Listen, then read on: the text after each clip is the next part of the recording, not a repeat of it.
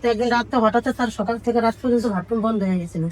আসার পর ডাক্তার অনেকগুলো টেস্ট দিল, টেস্ট দেওয়ার পরে বললো যে তার খাদ্যনালীতে টিউমার হয়েছে। পোলায় নিয়ে গেলাম, পোপোলার থেকে রিপোর্ট আসলো যে তার ক্যান্সার আছে। গ্যাস্ট্রোলজিক্যাল ক্যান্সার ক্যান্সার। আছে। তো আমাদের এখানে মাত্র 4 মাস ট্রিটমেন্ট করার পরে আপনার সমস্ত রিপোর্ট নরমাল আসছে। আসসালামু আলাইকুম, আমি ডাক্তার এটিএম রেজাউল করিম, গণস্বাস্থ্য হোমিওতে থেকে বলতেছি। আপনাদের সামনে এমন একজন ব্যক্তির পরিচয় করে দিব যিনি ক্যান্সার থেকে জয়লাভ করে আমাদের সামনে আছে। উনি দীর্ঘ 4 মাস আমাদের চেম্বার থেকে ওষুধ সেবন করে আল্লাহর রহমতে উনি সুস্থ আছে, যার সমস্ত রিপোর্ট আপনাদেরকে দেখাবো এবং উনার সাথে আমরা সর্বপ্রথম পরিচয় করে দিচ্ছি। আপনার নাম? রহিমা খাতুন। আপনার বাবার নাম? শফিউদ্দিন মাঝি। শফিউদ্দিন মাঝি। আপনার মার নাম? জলেখা খাতুন। আচ্ছা, আপনার গ্রামের বাসা কোথায়? চরবেশন ভোলা। থানা? থানা চরবেশন। আচ্ছা, জেলা? ভোলা। আচ্ছা, আপনি আমাদের এখানে কি সমস্যা নিয়ে আসছিলেন? ক্যান্সারের সমস্যা, গ্যাস্ট্রোলজিক্যাল ক্যান্সার। আচ্ছা, উনি আপনার কি হয়? আপনার হাজবেন্ড। আচ্ছা, আপনার নাম? মোহাম্মদ আবুল বাশার। আবুল বাশার। আচ্ছা, যে আপনার বাসা কোথায়? বাসা এখন বর্তমানে কামরাঙ্গীরচরে থাকেন। আচ্ছা, হোম ডিস্ট্রিক্ট? ভোলা। ভোলা চরবেশন। গ্রামের নাম? উত্তর মাদ্রাস। উত্তর মাদ্রাস। আচ্ছা, আমাদের এখানে আপনার ট্রিটমেন্ট করতেছেন কতদিন যাবত? 4 মাস। 4 মাস। 4 মাস পরে আপনি আমাদের এখানে যে ট্রিটমেন্ট নিলেন, আপনার কাছে কেমন অনুভূতি হচ্ছে? ইনশাআল্লাহ অনেক ভালো। অনেক ভালো। আচ্ছা, আপনার নাম? সুমা বেগম। সুমা বেগম কি হয় আপনার? আমার মেয়ে। আপনার মেয়ে। পেশেন্ট হইলো আপনার মা, তাই না? আচ্ছা, আপনার মার সর্বপ্রথম কি কি সমস্যা হচ্ছিল আর কি নিয়ে আমাদের এখানে আসলে একটু যদি বিস্তারিত বলতেন সবার উদ্দেশ্যে।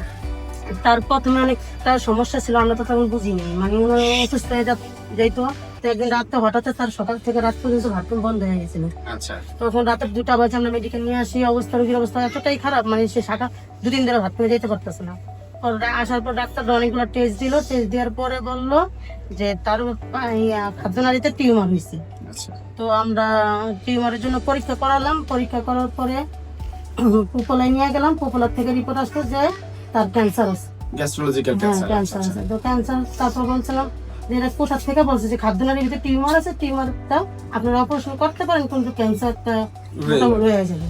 তো আমরা ঢাকা মেডিকেল নিয়ে আসলাম। ঢাকা মেডিকেল এসে তারপর অপারেশন করালাম। অপারেশন করার পরে টিউমার যখন বের করছে, টিউমারের পিজিতে নিয়ে পরীক্ষা দিলাম। পরীক্ষা 1 সপ্তাহ পরে আসার পরে শোনা গেল যে তার খাদ্যনালীতে ক্যান্সার। তখন আমাদের বললো ডাক্তার যে আর কোনো নেই, উপায় নেই, আপনারা থেরাপি দিতে পারেন, এর উপায় কোনো ওষুধ নেই, চিকিৎসা। আচ্ছা, আপনারা এই পর্যন্ত ওনার ট্রিটমেন্ট বাবদ মানে অ্যালোপ্যাথিতে কত টাকা ব্যয় করছেন? আমরা 3 লাখ টাকা অলরেডি অনেক খরচ করছি। 3 লক্ষ টাকা ব্যয় করছেন। কয় মাসে?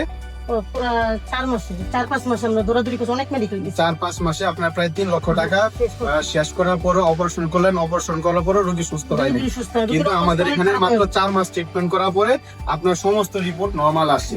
ইভেন আপনারা দেখেন এখানে ক্যান্সারের যে সকল রিপোর্ট আছে, সমস্ত রিপোর্টগুলো আলহামদুলিল্লাহ নরমাল আছে এবং পেশেন্ট ধীরে ধীরে সুস্থ হয়েছে। আমাদের 4 মাসে সম্পূর্ণ, মাত্র 4 মাসের ট্রিটমেন্টে উনি সুস্থ আছে।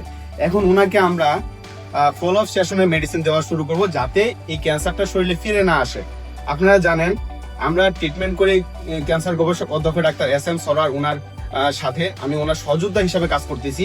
আপনারা যারা বলেন ক্যান্সারের কোনো আনসার নেই, আমরা আমাদের টিম মেম্বার যারা আছি ক্যান্সার গবেষক অধ্যক্ষ ডাক্তার SM সরোয়ার সহ যে আমরা প্রায় 40 জনের মতন ডাক্তার আছি যারা আমরা বলি ক্যান্সারের কোনো আনসার নেই, এই কথার কোনো ভিত্তি নেই।